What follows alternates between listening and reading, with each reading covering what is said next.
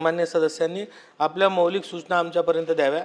त्या आमच्या विभागामार्फत आम्ही केंद्र सरकारच्या लेबर विभागाकडे आपल्या सूचना पोहोचत्या करू। दुसरा विषय जो आपण म्हणला तर याच्यात निश्चित कारवाई करण्यात येईल।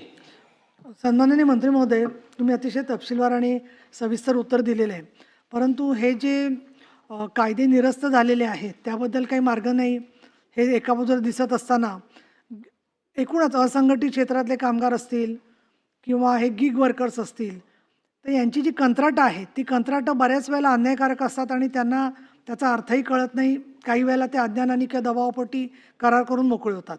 तर जे जे कंत्राटी कामगार आहेत त्याच्यासाठी आपण महामंडळ केलं आहे का? कारण केलं नसेल तर मी याच सभागृहामध्ये तुमच्या आधीचे मंत्री बच्चू कडू यांना निर्देश दिले होते, पण दुर्दैवाने काहीच त्यावेळेला झालं नाही।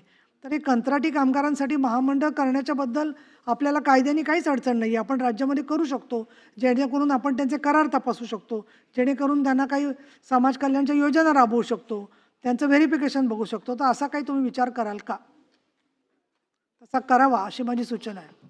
सभापती महोदया, खरं तर आपण जे सांगितलं तर यामध्ये ज्या GST भरणाऱ्या 313 कंपन्या आहेत आणि या सर्व कंपन्यांचं म्हणजे ऑलरेडी गृह विभागाने एक चर्चा घडवून आणली होती आणि या गृह विभागाच्या चर्चेमध्ये त्यांनी सर्वांना आपापले सूचना मागितल्या होत्या आणि या सूचना मागितल्यानंतर आम्ही सुद्धा त्यात सूचना दिल्या होत्या ATSला।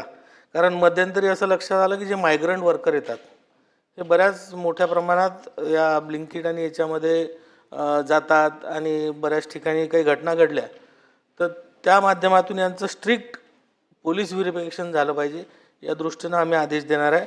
सोबत आपण जे सांगितलं की कंत्राटी कर्मचाऱ्यांच्या महामंडळाबद्दल, तर आपले जेवढेही कंत्राटी कर्मचारी आहे कामगार आहेत यांना कामगार कायद्याअंतर्गत सर्व प्रकारचे जवळपास संरक्षण आपण दिलेले आहेत। त्यांची जे काही जे कंत्राट आहे यामध्ये काही त्यावर अन्याय होत असतील यासाठी दाद मागण्यासाठी आपले जे कमिशनर आहेत कामगार विभागाचे यांच्याकडे त्यांच्यासाठी स्पेशल दाद मागण्याची व्यवस्था आपल्या कायद्यामध्ये केलेली आहे।